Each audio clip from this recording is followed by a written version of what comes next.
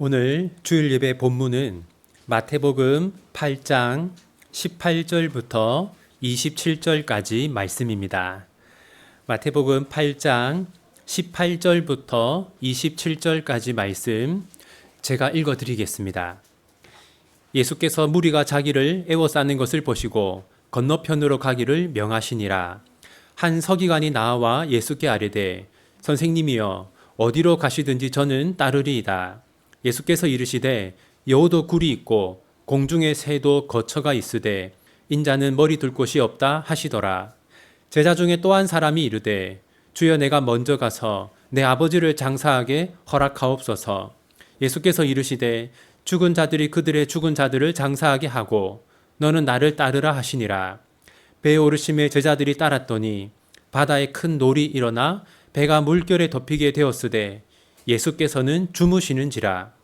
그 제자들이 나와 깨우며 이르되 주여 구원하소서 우리가 죽겠나이다. 예수께서 이르시되 어찌하여 무서워하느냐 믿음이 작은 자들아 하시고 곧 일어나사 바람과 바다를 꾸짖으시니 아주 잔잔하게 되거늘 그 사람들이 놀랍게 여겨 이르되 이가 어떠한 사람이기에 바람과 바다도 순종하는가 하더라. 아멘. 오늘은 제자의 대가라는 제목으로 말씀을 전하겠습니다. 우리 함께 오늘 본문 18절 함께 읽겠습니다. 예수께서 무리가 자기를 애워싸는 것을 보시고 건너편으로 가기를 명하시니라. 이 말씀을 보시면 많은 무리가, 많은 사람이 예수님 곁으로 모여들었습니다. 그런데 예수님은 어떻게 하셨습니까? 그 많은 무리를 두고 호수 건너편으로 건너가셨습니다. 왜 예수님은 자기를 보기 위해 찾아온 이 많은 사람들을 두고 호수 건너편으로 건너가셨을까요? 그 이유는 이 많은 무리가 단지 예수님의 기적을 보고자 찾아온 사람들이기 때문입니다. 바로 앞절에는 이렇게 기록되어 있습니다. 16절 함께 읽겠습니다. 저물매 사람들이 귀신 들린 자를 많이 데리고 예수께 오거늘 예수께서 말씀으로 귀신들을 쫓아내시고 병든 자들을 다 고치시니. 예수님은 가버나움에서 귀신 들린 자들과 병든 자들을 많이 고치셨습니다. 바로 이것이 많은 무리가 예수님께 모여들었던 이유입니다. 하지만 예수님께는 더 중요한 목적이 있었습니다. 병을 고치고 귀신을 쫓아내는 것보다 더 중요한 일은 말씀을 가르치는 일이었습니다. 그래서 예수님은 많은 무리를 두고 호수 건너편으로 가셨습니다. 예수님이 호수 건너편으로 갔을 그때 한 서기관이 예수님을 찾아왔습니다. 19절 말씀 함께 읽겠습니다. 한 서기관이 나와 예수께 아뢰되 선생님이여 어디로 가시든지 저는 따르리이다. 이 서기관이 예수님께 뭐라고 말합니까? 예수님이 어디를 가든지 예수님을 따라다니겠습니다 라고 말했습니다. 이것은 예수님의 제자가 되겠다는 뜻입니다. 이때 당시에 누군가의 제자라는 것은 스승을 계속해서 따라다니는 사람을 의미했습니다. 그런데 예수님의 제자가 되겠다고 하는 이 사람이 어떤 사람입니까? 서기관이라고 합니다. 서기관은 유대교의 지도자, 이스라엘의 종교 지도자입니다. 따라서 이 서기관이 예수님의 제자가 되면 예수님에게 많은 힘과 도움이 되겠죠. 그런데 예수님은 이 서기관을 곧바로 예수님의 제자로 받아들이지 않았습니다. 대신 예수님의 제자가 된다는 것이 어떤 의미인지를 설명하셨습니다. 오늘 본문 20절 함께 읽겠습니다. 예수께서 이르시되 여우도 굴이 있고 공중에 새도 거처가 있으되 인자는 머리 둘 곳이 없다 하시더라. 여우와 새도 집이 있지만 예수님은 집이 없었습니다. 예수님은 항상 이곳저곳을 돌아다니셨는데 그때마다 편하게 쉴 수 있는 공간이 없었습니다. 그저 길에서 들판에서 쉬거나 잠을 자야 했습니다. 따라서 예수님의 제자가 된다는 것은 어떤 특권이나 혜택이 보장되는 것이 아닙니다. 그와는 반대로 예수님의 제자가 된다는 것은 커다란 대가와 희생을 치르는 일이었습니다. 이 서기관은 이 이후로 한 번도 등장하지 않습니다. 그러므로 이 서기관은 제자가 된다는 것이 어떤 의미인지를 알고는 예수님을 떠났던 것 같습니다. 다음으로 제자 중에 한 사람이 예수님을 찾아왔습니다. 그리고 다음과 같은 이유로 예수님을 떠나겠다고 말했습니다. 오늘 본문 21절 함께 읽겠습니다. 제자 중에 또 한 사람이 이르되 주여 내가 먼저 가서 내 아버지를 장사하게 허락하옵소서. 이 제자는 왜 예수님을 떠나겠다고 말합니까? 아버지의 장례식 때문입니다. 그런데 이 제자가 말하는 장례식은 이미 일어난 일이 아닙니다. 아직은 아버지가 살아있는데 언젠가는 아버지가 돌아가실 것이므로 내가 아버지 곁에 있다가 장례식을 치른 다음에 다시 돌아와서 예수님의 제자가 되겠다고 말하는 것입니다. 어떤 신학자는 이렇게 말합니다. 아버지의 임종을 지키지 못하면 유산을 상속받는 데 있어서 손해를 볼 수 있다고 합니다. 그래서 아버지의 임종을 지키고 장례식을 치르고 유산을 상속받은 다음에 예수님께 돌아오겠다라고 말하는 것이다 라고 말하는 신학자도 있지만 그것은 확실하지 않습니다. 확실한 것은 이 사람이 예수님의 제자가 되는 일을 미루고 있다는 것입니다. 이 사람은 자신이 중요하다고 생각하는 일이 모두 끝난 다음에 예수님의 제자가 되겠다고 말합니다. 이 사람의 생각대로라면 이 세상에 예수님의 제자가 될 수 있는 사람이 있겠습니까? 없겠습니까? 없습니다. 왜냐하면 우리 삶에서 중요한 일들은 계속해서 발생하기 때문입니다. 이 일이 끝난 다음에는 또 다른 일이 일어나고 이 문제가 해결된 다음에는 또 다른 문제가 발생합니다. 그러므로 중요한 일이 다 사라지고 문제가 다 사라진 다음에 예수님의 제자가 되겠다고 한다면 절대로 예수님의 제자가 될 수 없습니다. 그래서 예수님은 제자에게 이렇게 말씀하셨습니다. 오늘 본문 22절 함께 읽겠습니다. 예수께서 이르시되 죽은 자들이 그들의 죽은 자들을 장사하게 하고 너는 나를 따르라 하시니라. 예수님 말씀의 의미는 아버지를 따르는 일보다 예수님을 따르는 일이 더 중요하다는 것입니다. 예수님의 말씀은 부모를 모시는 것이 중요하지 않다 그런 뜻이 아닙니다. 만약 이 제자의 아버지를 모실 사람이 아무도 없었다면 분명 예수님은 이 제자에게 가서 아버지를 모시라고 했을 것입니다. 하지만 이 제자에게는 아버지를 모실 다른 형제가 있었습니다. 22절을 보시면 죽은 자들이 그들의 죽은 자들을 장사하게 하라 라고 예수님이 말씀하십니다. 여기서 아버지를 장사할 죽은 자들은 이 제자의 형제들 가운데서 예수님을 믿지 않는 자들을 말하는 것입니다. 따라서 아버지를 모실 형제들이 있다는 것이죠. 그러므로 예수님의 메시지는 다음과 같습니다. 예수님은 아버지보다 중요한 존재가 되어야 한다는 것입니다. 예수님은 둘째나 셋째가 될 수 없고 반드시 우리에게 첫 번째가 되어야 한다는 것이죠.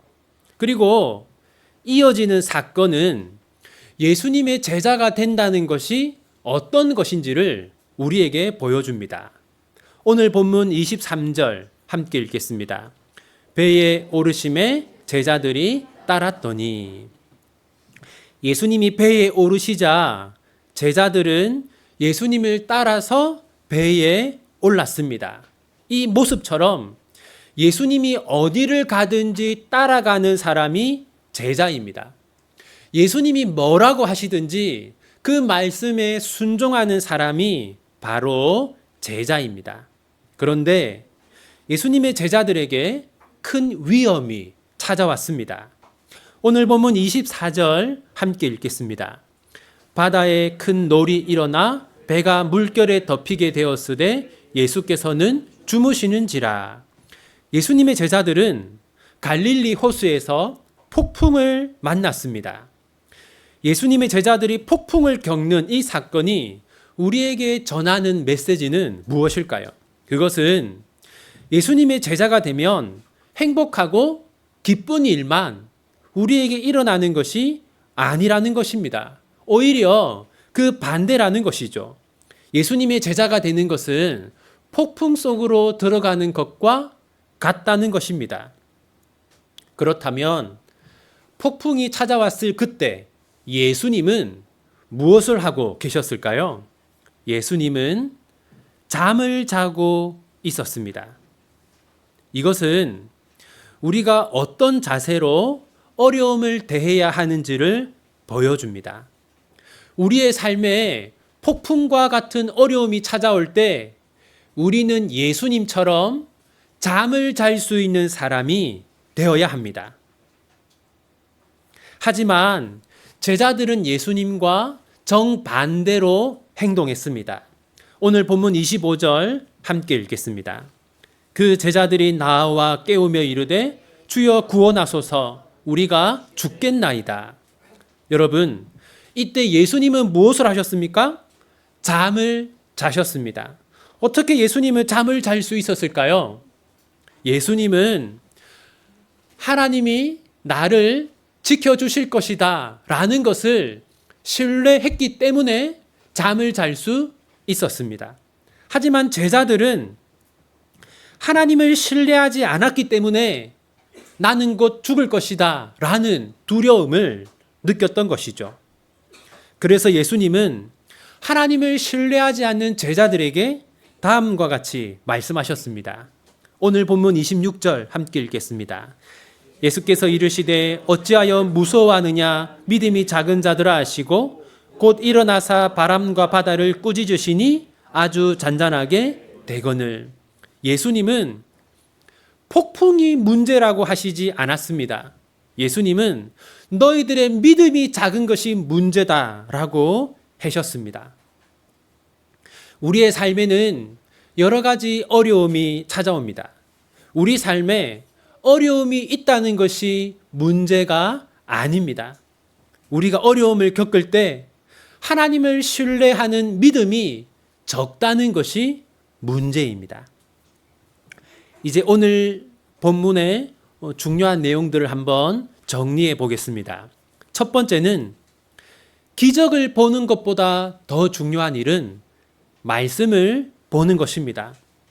예수님이 기적을 행하자 수많은 사람들이 예수님을 찾아왔습니다. 그런데 예수님은 그들을 두고 다른 곳으로 떠나셨습니다.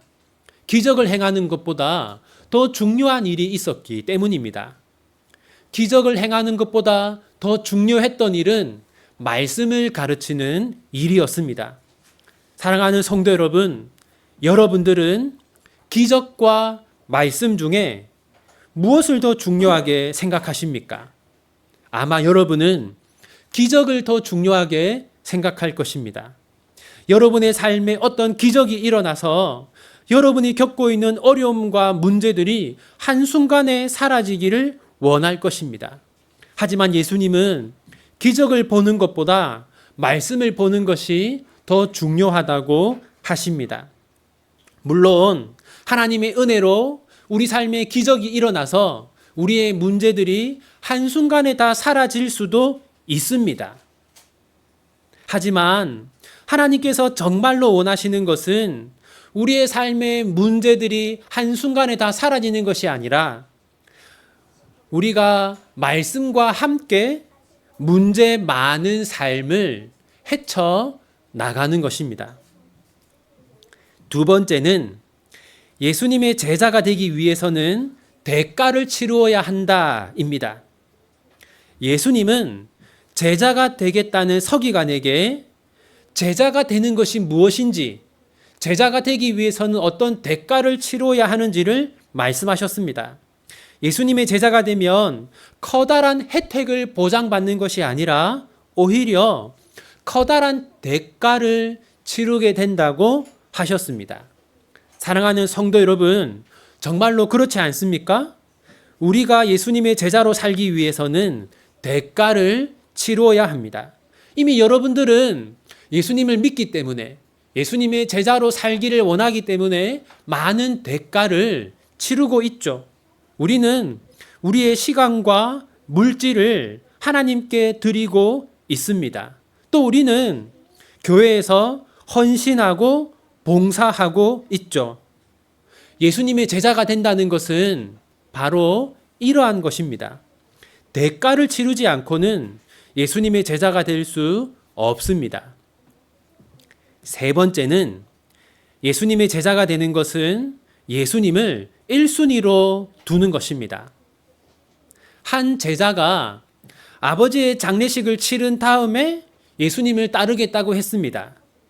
그때 예수님은 참으로 네가 부모를 공경하는구나라고 칭찬하지 않았습니다. 오히려 그 제자를 책망했습니다. 왜냐하면 아버지가 1순위가 되고 예수님이 2순위가 되었기 때문입니다. 여러분, 하나님은 어떤 순간에도 2순위나 3순위가 되어서는 안 됩니다. 언제나 우리에게 1순위가 되어야 합니다. 네 번째는 예수님의 제자에게도 폭풍과 같은 어려움들이 찾아온다는 것입니다. 제자들은 예수님과 함께 배에 올랐습니다. 제자들 곁에는 예수님이 있었습니다. 그런데 그 폭풍이 제자들을 피해가지 않고 오히려 제자들을 정면으로 찾아왔습니다. 예수님이 제자들 곁에 있었는데도 제자들은 폭풍에 휩싸였습니다.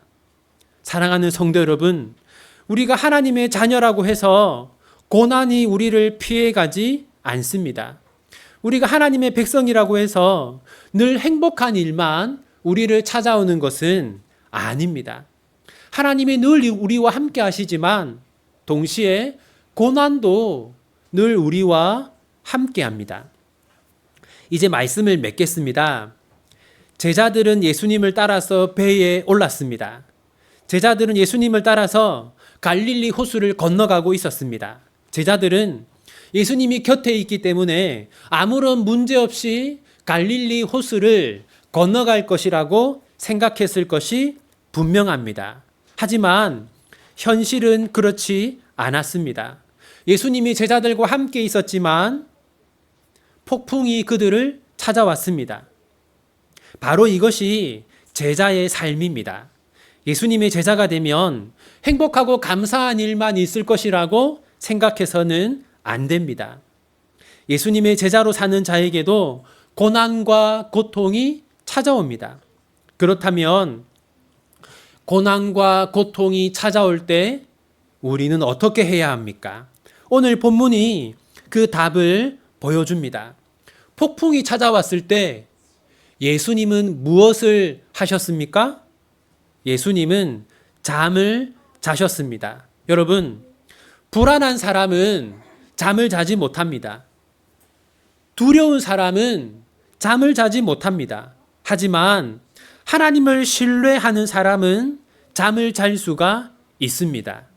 사랑하는 비전교회 성도 여러분, 지금 여러분의 삶에 여러 가지 고난과 고통들이 있지 않습니까?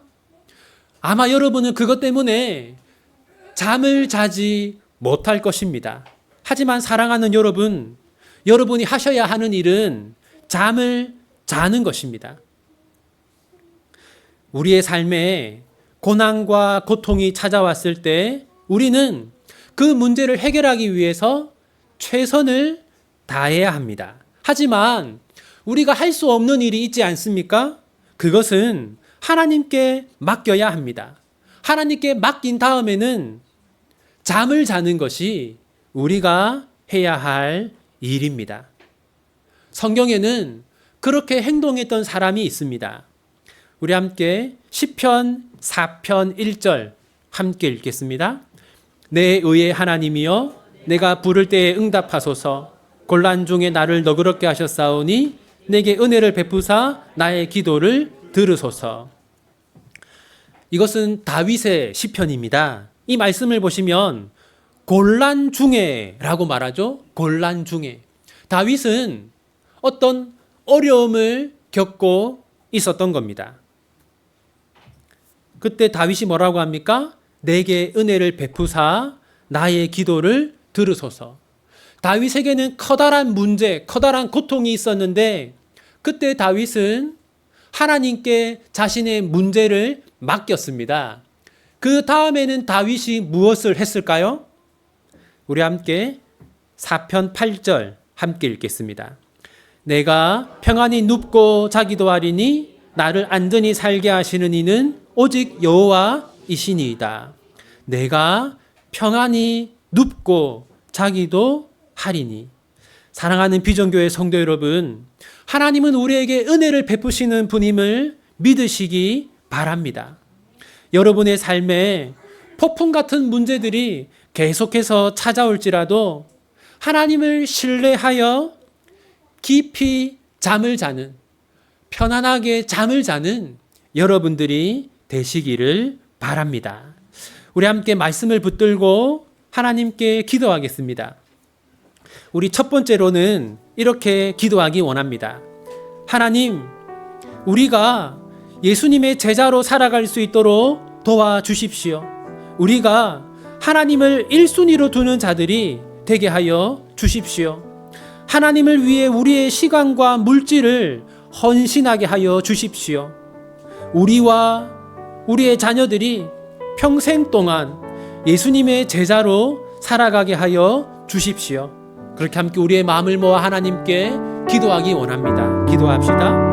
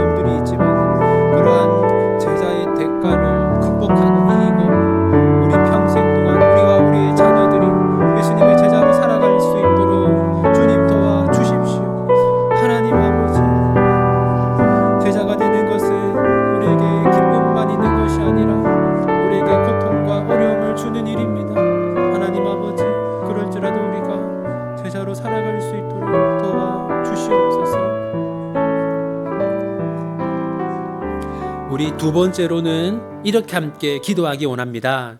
하나님 아버지, 우리가 지금 겪고 있는 폭풍 같은 고난들을 잘 극복할 수 있도록 도와주십시오. 고난 속에서 하나님을 신뢰하게 하여 주십시오. 우리와 우리의 자녀들이 믿음으로 고난을 극복하는 자가 되게 하여 주십시오. 그렇게 함께 마음을 모아 기도하기 원합니다. 하나님 아버지, 주님, 우리 성도들이 고난을 잘 극복할 수 있도록 도와주십시오. 고난 속에서 하나님을 신뢰하게 하여 주십시오. 하나님은 우리에게 은혜 베푸시는 분임을 우리가 믿게 하여 주십시오. 하나님, 고난 가운데 원망하고 불평하는 것이 아니라 오히려 더욱더 하나님을 찾고 하나님께 기도하고 하나님을 의지하게 하여 주시옵소서. 하나님은 은혜로운 분이심을 믿음으로 우리가 이 고난들을 잘 극복할 수 있도록 주여 도와주시옵소서. 하나님, 우리가 고난 가운데 믿음을 가지게 하시고 하나님을 신뢰할 수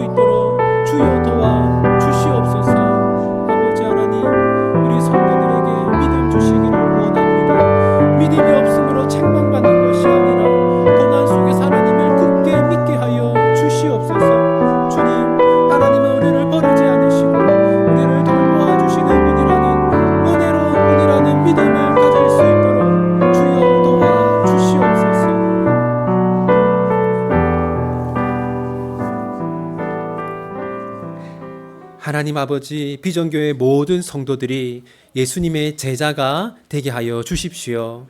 예수님의 제자가 된다는 것은 큰 혜택이 따르는 일이 아니라 큰 대가를 치루어야 하는 일입니다. 우리 모두가 그러한 대가를 치르면서까지 예수님의 제자로 살아갈 수 있도록 도와주십시오. 우리가 예수님의 제자로 살아갈 때 폭풍 같은 고난들이 우리를 찾아올 것입니다. 우리가 그러한 고난 속에서 하나님을 원망하고 하나님께 불평하는 것이 아니라 하나님께서 우리에게 은혜 베푸실 것을 굳게 믿고 신뢰하면서 늘 우리의 마음이 고요하고 평안할 수 있도록 도와주십시오. 예수님의 이름으로 기도합니다. 아멘.